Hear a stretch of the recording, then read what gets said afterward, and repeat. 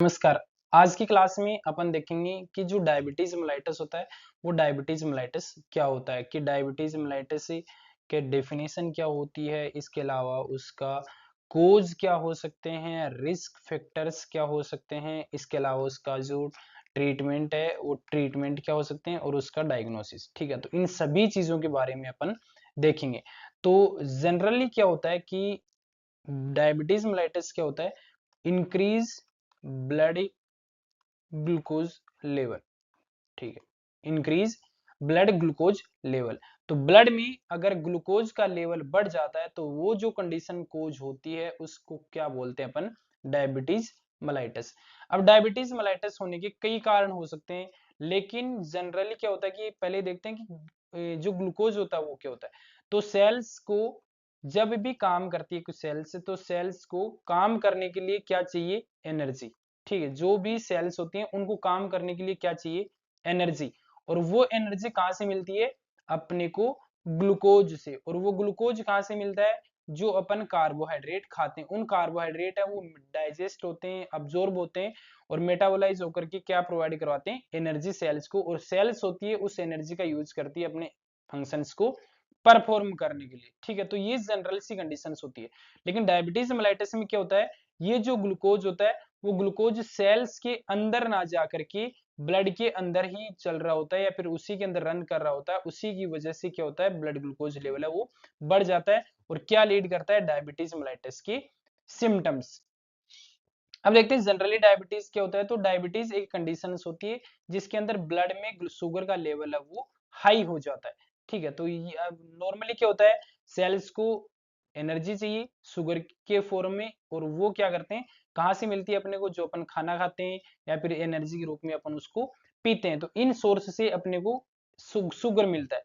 ये शुगर जैसे ब्लड में आता है तो इंसुलिन है वो सिक्रिएट होता है पेनक्रियाज से, और वो इंसुलिन क्या करता है, इस ब्लड ग्लूकोज को कहां पे एंटर करवा देता है, सेल के अंदर।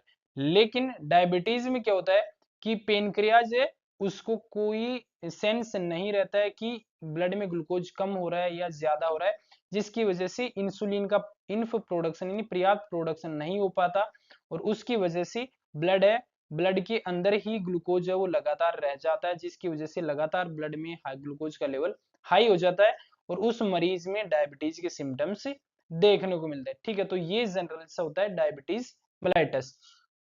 तो डायबिटीज मेलाइटस की डेफिनेशन क्या होती है कि diabetes mellitus is a group of metabolic disease characterized by high levels of glucose in the blood, जिसको अपन क्या बोलते हैं, हाइपर ग्लाइसीमिया। ग्लूकोज का लेवल अगर ब्लड में बढ़ता है तो जो टर्मिनोलॉजी यूज होती है उसको अपन क्या बोलते हैं, हाइपर ग्लाइसीमिया।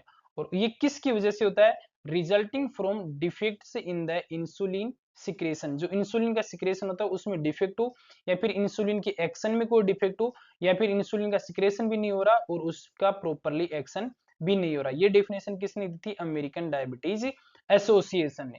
तो डायबिटीज मेलाइटिस क्या होता है, मेटाबॉलिक डिजीज का एक ग्रुप होता है जिसमें ब्लड का में ग्लूकोज का लेवल है वो बढ़ जाता है, या फिर, और ये क्यों बढ़ता है, क्योंकि इंसुलिन का या तो प्रोडक्शन नहीं हो पाता, और प्रोडक्शन होता है तो या फिर वो एक्शन नहीं करता। अब ग्लूकोज क्या होता है, तो ग्लूकोज होती है वो शुगर होता है, या फिर ब्लड में जो शुगर होती है वो मेन शुगर होता है किसके लिए, ब्लड में।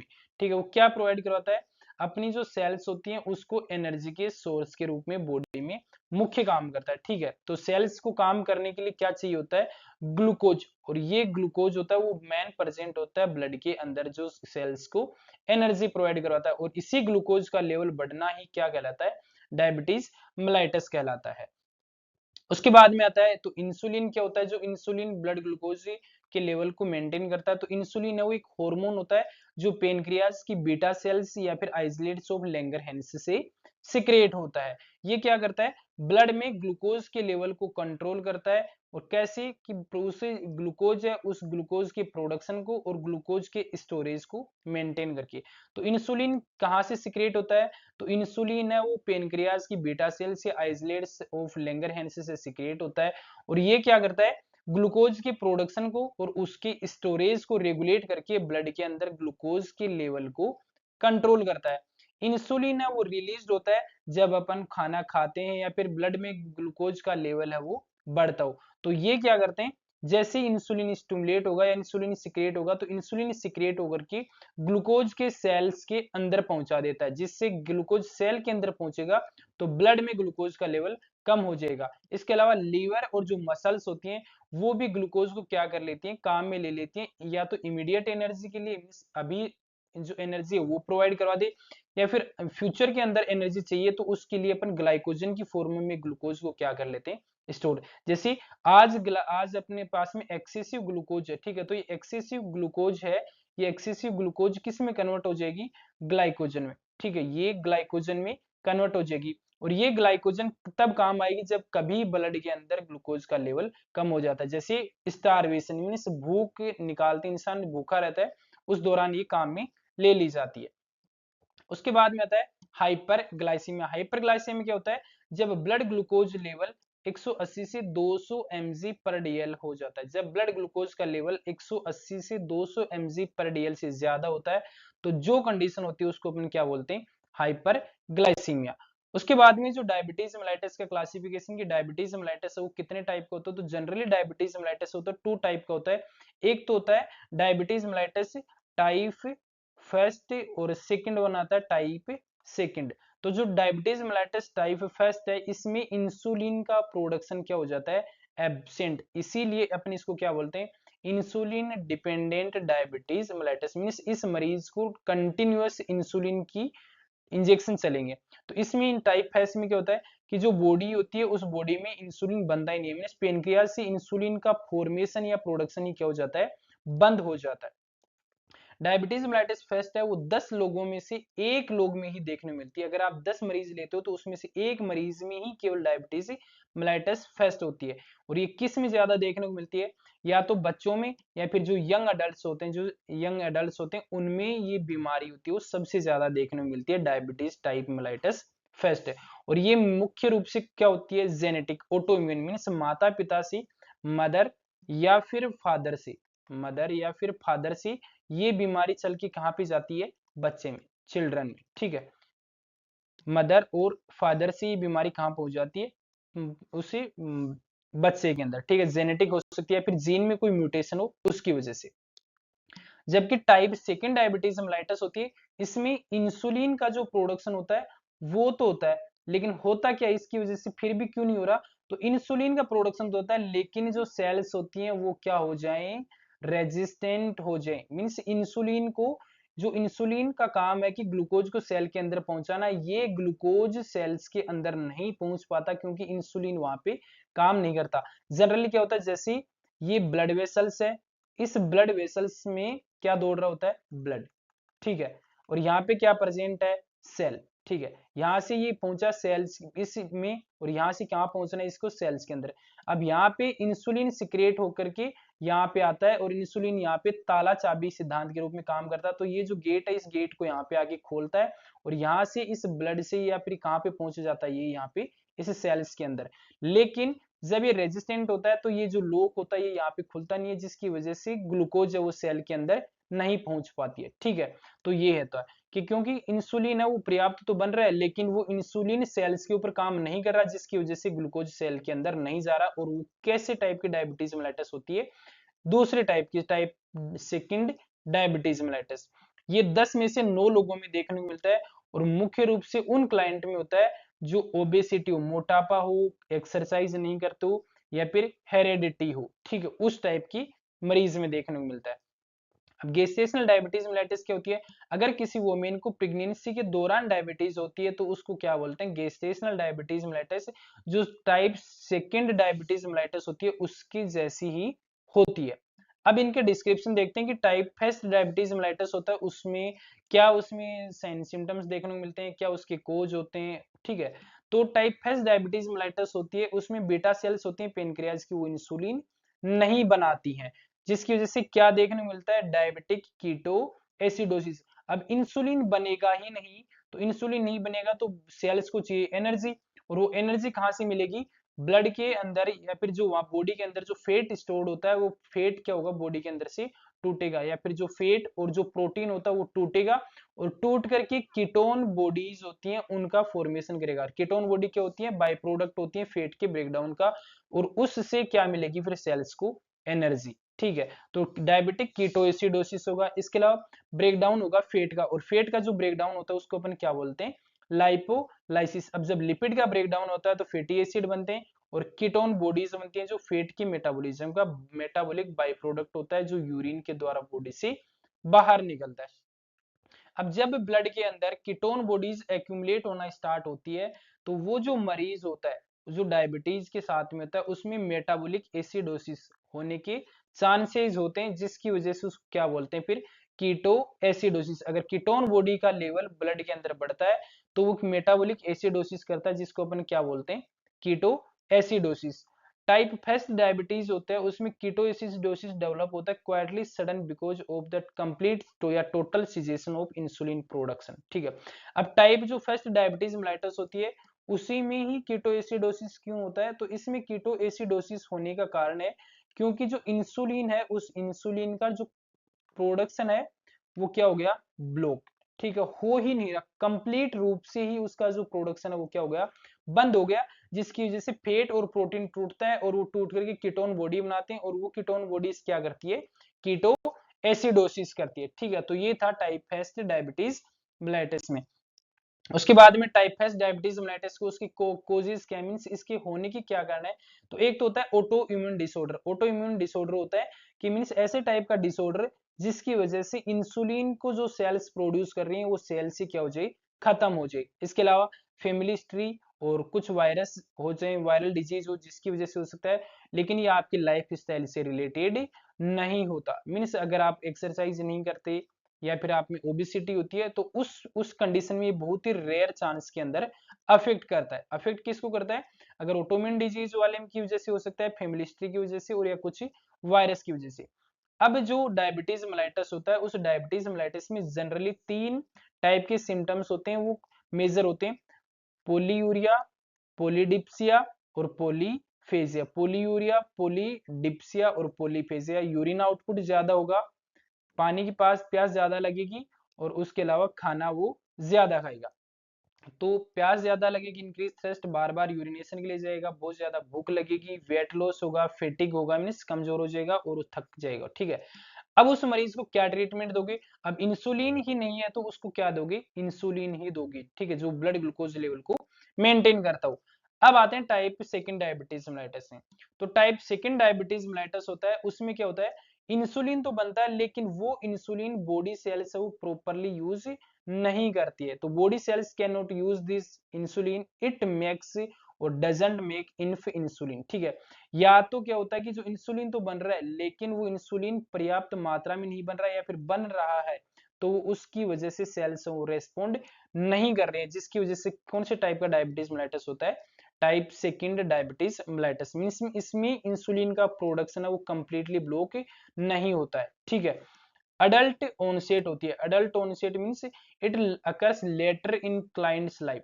ठीक है, वो एक एज के बाद में होता है, जैसे बुढ़ापा होता है, ओल्ड एज जो पर्सन होते हैं उन ओल्ड एज पर्सन में टाइप सेकंड डायबिटीज मेलाइटस होने के चांसेस होते हैं। इसके अलावा ओबेसिटी हो मीन्स मोटापा हो, एक्सरसाइज ना करता हो, या हेरिडिटी हो, but can begin during childhood obesity. लेकिन बचपन में ही अगर ओबेसिटी होती है तब से लेकर के ये वहां से क्या हो जाता है, स्टार्ट हो जाता है।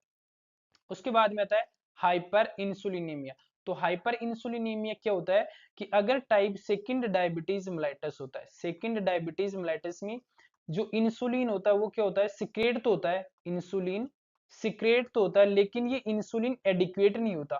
ठीक है, और इसकी वजह से जब पेनक्रियाज को ये सेंसेशन जाता है कि इंसुलिन यहाँ पे जा ही नहीं रहा है, तो इसकी वजह से वो और ज्यादा इंसुलिन का प्रोडक्शन स्टार्ट कर देता है। ठीक है, और जब और ज्यादा इंसुलिन का प्रोडक्शन स्टार्ट करेगा तो इंसुलिन का लेवल क्या होगा, बढ़ेगा, लेकिन इंसुलिन का कंजप्शन हो नहीं रहा। क्यों नहीं हो रहा, क्योंकि जो सेल्स होती हैं वो क्या हो चुकी हैं, रेजिस्टेंस हो चुके हैं, और उसकी वजह से इंसुलिन है वो लगातार ब्लड में क्या होता है, बढ़ता है, जिसको अपन क्या बोलते हैं, हाइपर इंसुलिनेमिया। तो the pancreas secrete increased levels of insulin into the bloodstream to offset hyperglycaemia.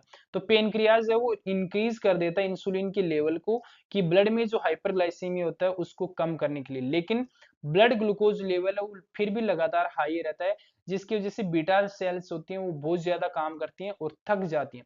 थकने के बाद में वो जो इंसुलिन है उसका प्रोडक्शन क्या हो जाता है, धीरे धीरे कम हो जाता है। जैसे कोई इंसान होता है बहुत ज्यादा तेज दौड़ता है तो थोड़ी देर बाद में क्या हो जाता है, थक जाता है। वैसे ही इंसुलिन के लिए जो सिक्रेट करती हैं बीटा सेल्स, वो स्टार्टिंग में तो बहुत तेजी से इंसुलिन का सिक्रेशन करते हैं, लेकिन लास्ट में जाके वो थक जाती हैं और उसकी वजह से इंसुलिन का प्रोडक्शन क्या हो जाता है, कम हो जाता है।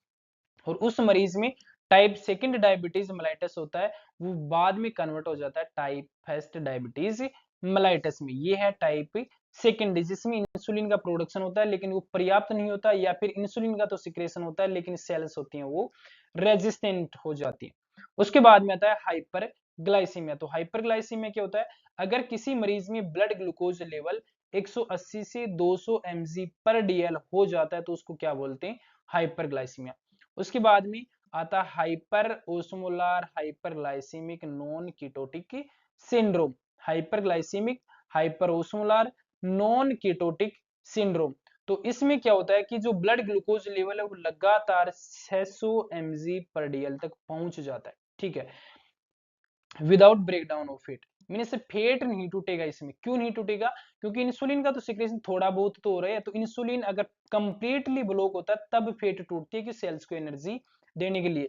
लेकिन इस कंडीशन में क्या होता है टाइप सेकंड में, कि इंसुलिन थोड़ा बहुत सिक्रेशन होता है जो सेलुलर एक्टिविटी को क्या कर लेता है, नॉर्मली मेंटेन नहीं कर पाता, लेकिन वो थोड़ी थोड़ी जो एनर्जी होती है सेल्स को मिलती रहती है, जिसकी वजह से सेल्स से फेट का ब्रेकडाउन नहीं होता और उसकी वजह से कीटोन बॉडी नहीं बनती है। तो कीटोन बॉडी नहीं बनेगी तो कैसा हो जाएगा, वो नॉन कीटोटिक सिंड्रोम। और ब्लड ग्लूकोज बढ़ेगा तो कैसा हो जाएगा, हाइपर ग्लाइसेमिक। और इसकी वजह से बाद में जब ब्लड में ग्लूकोज का लेवल बढ़ता है तो उसको क्या बोलते हैं, हाइपर ओस्मोलार।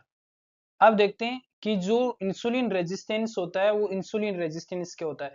तो इंसुलिन रेजिस्टेंस मींस अपन ने कुछ भी खाया, कार्बोहाइड्रेट जो डाइट होती है वो खाई, कार्बोहाइड्रेट खाने के बाद में ब्लड में ग्लूकोज का लेवल बढ़ा, और ब्लड में ग्लूकोज का लेवल बढ़ा तो इंसुलिन की डिमांड बढ़ेगी। इंसुलिन की डिमांड बढ़ेगी तो पेनक्रियाज वो स्टिमुलेट होगा, और पेनक्रियाज स्टिमुलेट होकर के इंसुलिन का सिक्रेशन करता है। लेकिन सेल्स होती हैं, उन सेल्स में इंसुलिन नहीं जा पाता, ठीक है। तो जो लोग होते हैं वो क्या हो जाते हैं, यहाँ पे ब्लॉक हो जाते हैं, जिसकी वजह से जो इंसुलिन होता है वो इंसुलिन ब्लड के अंदर ही बढ़ रहा होता है, और वो इंसुलिन रिसेप्टर क्या होते हैं वहां पे रेजिस्टेंस हो जाते हैं, जिसकी वजह से उस सेल्स में लगातार स्टार्विंग होने की वजह से लगता है हाई ग्लूकोज लेवल हो जाता है और हाई इंसुलिन लेवल हो जाता है, और उस इंसान को बार बार क्या लगती है, भूख लगती है और खाने खाने की क्रेविंग्स होती है। इंसुलिन रेजिस्टेंस होता है कि मीन्स इंसान में जो ग्लूकोज होता है वो ग्लूकोज सेल्स के अंदर इंटर इसलिए नहीं कर पाता क्योंकि वहां पे जो सेल्स होती हैं वो इंसुलिन के लिए रेजिस्टेंस हो जाती हैं, जिसकी वजह से वो इंसुलिन वहां पे काम नहीं करता है। उसके बाद में आता है causes and risk factor type second diabetes mellitus की।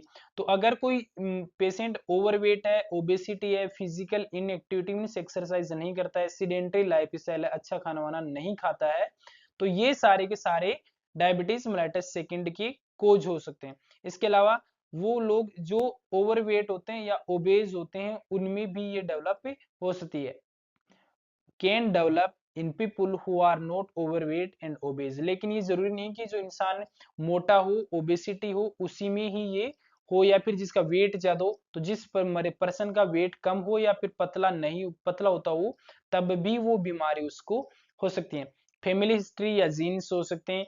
ट्राइग्लिसराइड का लेवल बढ़ता हो उस मरीज में तब हो सकता है। एज अगर 45 साल से ज्यादा हो तब हो सकती है। मैंने बताया था ना कि जो ओल्डर लोग होते हैं उसमें सबसे ज्यादा इसके रिस्क होते हैं। इसके अलावा प्री डायबिटीज कंडीशन हो, प्री डायबिटीज मीन्स डायबिटीज से पहले की जो स्थिति होती है वो, और अगर उसको आप बिना ट्रीट किए हुए छोड़ देते हो, लेफ्ट अनट्रीटेड, तो वो किस में कन्वर्ट हो जाती है, डायबिटीज मेलाइटस में।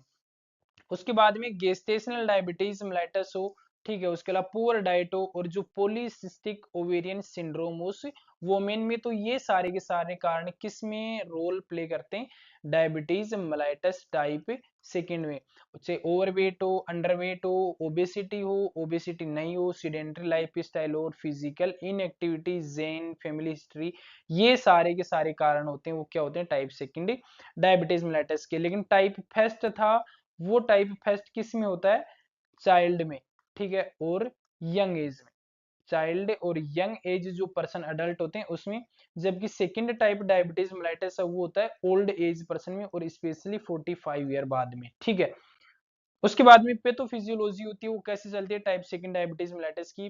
तो जो फेट है, इसके अलावा जो फेट होती है जो लीवर और मसल सेल में, वो क्या होती है, रेस्पॉन्ड नहीं होती करेक्टली इंसुलिन के साथ में, और इंसुलिन के लिए रेस्पॉन्ड नहीं करती है।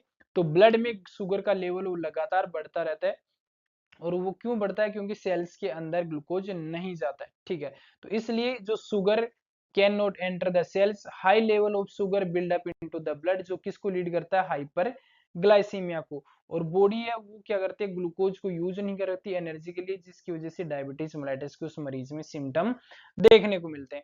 उसके अलावा साइन सिम्टम्स क्या हो सकते हैं, या फिर कॉम्प्लिकेशंस क्या हो सकते हैं डायबिटीज मेलाइटिस की। तो पोलीयूरिया हो सकता है, यूरिन आउटपुट ज्यादा होगा, जो अभी मैंने बताया था आपको कि क्यों होता है, क्योंकि ग्लूकोज का लेवल बढ़ने की वजह से ओस्मोलरिटी होती है, हाइपरटोनिसिटी हो जाती है, जिसकी वजह से ब्लड में ग्लूकोज लेवल बढ़ने से क्या होती है, हाइपरटोनिसिटी। और ये जो टोनिसिटी बढ़ती है मीन्स ब्लड में जो ओस्मोलरिटी बढ़ती है, तो जिसकी वजह से वेस्कुलर सिस्टम में फ्लूइड ज्यादा आएगा, और वेस्कुलर सिस्टम में ज्यादा आएगा तो ब्लड सप्लाई ज्यादा होगी, ब्लड सप्लाई ज्यादा होगी तो किडनी से ब्लड का फिल्ट्रेशन ज्यादा होगा, जिसकी वजह से पेशेंट को यूरिनरी जो फ्रीक्वेंसी होती है वो देखने को मिलती है। उसके अलावा पॉलीडिप्सिया, यूरिन आउटपुट ज्यादा होगा तो मरीज में पानी की कमी होगी, जिसकी वजह से पानी की प्यास है वो ज्यादा लगेगी, जिसको क्या बोलते हैं अपन, पॉलीडिप्सिया। इसके अलावा loss of skin trigger, skin warm and dry, skin जो ट्रिगर है वो खत्म हो जाएगी, कम हो जाएगी, उसकी स्किन है वो वार्म हो जाएगी, और सूखी सूखी स्किन हो जाएगी उसकी। अलावा जो म्यूकस मेम्ब्रेन होती है, वो म्यूकस मेम्ब्रेन भी कैसी होगी, ड्राई। इसके अलावा वीकनेस एंड मेलेज होगा, क्योंकि सेल्स को एनर्जी मिल नहीं रही। इसके अलावा rapid week pulse and hypotension, अगर यूरिन आउटपुट ज्यादा होगा तो पेशेंट में फ्लूइड की कमी होगी, जिसकी वजह से ब्लड प्रेशर कम होगा, और पल्स है वो तेजी से और कमजोर पल्स है उसमें महसूस देखने को मिलेगी। सेल्स को खाना मिल नहीं रहा, एनर्जी नहीं मिल रही, जिसकी वजह से मरीज में क्रेविंग होती है और वो बार बार खाना खाता है, जिसकी वजह से उसको क्या बोलते हैं, पॉलीफेजिया। और वेट लॉस होता है, क्यों होता है, बॉडी में स्टोर्ड प्रोटीन और जो फैट होती है वो टूट जाती है, जिसकी वजह से वहां पे उस मरीज का क्या होता है, वेट लॉस। वेट लॉस हो, वीकनेस हो, प्यास हो, फैटिग और डिहाइड्रेशन, ये सभी के सभी कारण टाइप फर्स्ट में भी होते हैं और टाइप सेकंड में भी होते हैं, ठीक है। लेकिन जो मरीज टाइप सेकंड डायबिटीज के साथ में, उसमें ग्रेजुअल ऑनसेट होती है इन सिम्टम्स की, मीन्स धीरे धीरे होती है, ना कि सडनली एकदम से। जो टाइप फर्स्ट डायबिटीज मेलाइटिस है, इस टाइप फर्स्ट डायबिटीज मेलाइटिस में सिम्टम्स की जो ऑनसेट होती है वो क्या होती है, सडन या फिर अब्रप्ट, ठीक है ये। और जबकि टाइप जो सेकंड डायबिटीज मेलाइटिस है, इसमें कैसे होता है, ग्रेजुअल, धीरे धीरे होगा, ठीक है, ये इसमें होगा। उसके बाद में नेक्स्ट वन आता है इन्फेक्शन। उस मरीज में इन्फेक्शन भी ज्यादा होने के चांस रहेंगे, क्यों होंगे, क्योंकि जो ग्लूकोज होती है वो ग्लूकोज क्या करती है, जो बैक्टीरियल ग्रोथ होती है उस बैक्टीरियल ग्रोथ को क्या कर देती है, बढ़ा देती है। तो जो ग्लूकोज होती है वो बैक्टीरियल ग्रोथ को बढ़ा देती है, जिसकी वजह से उस मरीज में इन्फेक्शन होने के चांसेस होते हैं वो भी क्या होते हैं, ज्यादा होते हैं। इसके अलावा पूर्व वुंड हीलिंग होगी, जो वुंड हीलिंग होती है मीन्स जो घाव भरते हैं, वो घाव है वो क्या हो जाएंगे, धीरे धीरे बढ़ना स्टार्ट होंगे। उसके बाद में ब्लड विजन होगा, और ब्लड विजन क्यों होगा, क्योंकि जो ब्लड है उसमें ग्लूकोज का लेवल बढ़ने की वजह से ब्लड है वो हाइपरटोनिसिटी हो जाता है, जिसकी वजह से लेंस और रेटिना में प्रॉपरली ब्लड नहीं पहुंच पाता, जिसकी वजह से मरीज को क्या देखने को मिलता है, ब्लड विजन।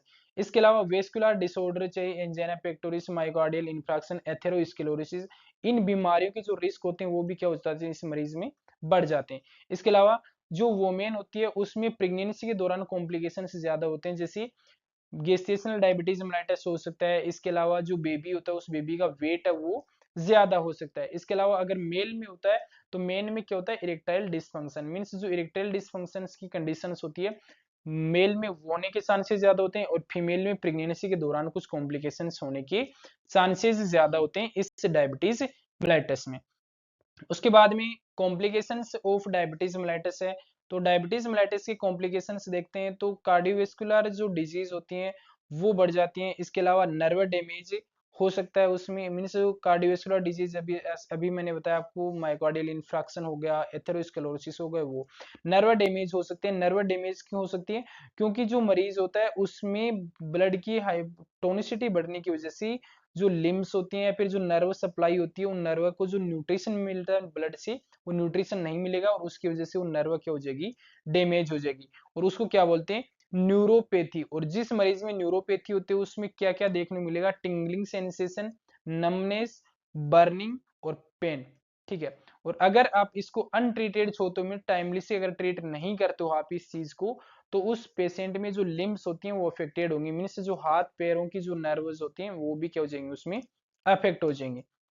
उसके अलावा फुट डैमेज, जो पैर है वो टू खत्म होने लगेंगे, मीन्स वो उसमें जो ब्लड सप्लाई नहीं जाएगी तो नर्व डैमेज होगा। इसके अलावा वहां पे टिश्यू डैमेज होने लगेंगे। इसके अलावा किडनी डैमेज होगी, जिसको अपन क्या बोलते हैं, नेफ्रोपैथी, मीन्स जो किडनी फेल हो जाएगी या फिर इरिवर्सल एंड स्टेज किडनी डिजीज हो जाएगी। उसके बाद में आई डैमेज हो सकता है कि रेटाइनोपैथी हो सकता है, ठीक है। उसके अलावा जो कॉम्प्लिकेशंस आते हैं, तो कॉम्प्लिकेशंस में गेस्टेशनल डायबिटीज मेलाइटिस के क्या क्या कॉम्प्लिकेशंस हो सकते हैं, तो ओवरवेट हो सकता है बेबी। ओवरवेट क्यों हो सकता है कि जब बेबी माँ के पेट में होता है या फिर ड्यूरिंग इंट्रायूटेराइन लाइफ उसको ग्लूकोज होती है, वो ग्लूकोज क्या मिलती है, ज्यादा मिलती है, और ग्लूकोज ज्यादा मिलती है तो सेल में डिवीजन ज्यादा होता है और उस सेल्स की क्या होती है, ग्रोथ ज्यादा होने लगती है।